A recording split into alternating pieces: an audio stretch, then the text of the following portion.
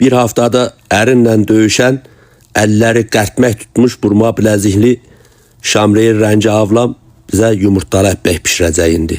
Bax, yumurtayı elə atır ki, deyirsə ərinin başına atır. Yumurtanın içine bir sürü hayəncəm doldurdu. Qarışdırır sanki ərinin təpəsinə vurur ha. Milattan önce 3000'li yıllardan qalma qərtmək tutmuş tavaya yumurtayı komple tökdü. 2 dilim də əppək aldı. Bir de tavanın qurpuna da başörtüsünü bağlayıb. Başını tuzluyum sənin hə. Evet, əppəkləri koydu. Elini kirini de bulaştırdı. Tabi evet, şimdi çeviriyoruz. Hop, yapraklarla bastırır üstüne. Bileziğini de görsədir. Baxın, önceden bileziği alırdı. İndi hiçbir şey almır, beni çalıştırır deyir. Vayını oturum sənin. Evet, doğradı.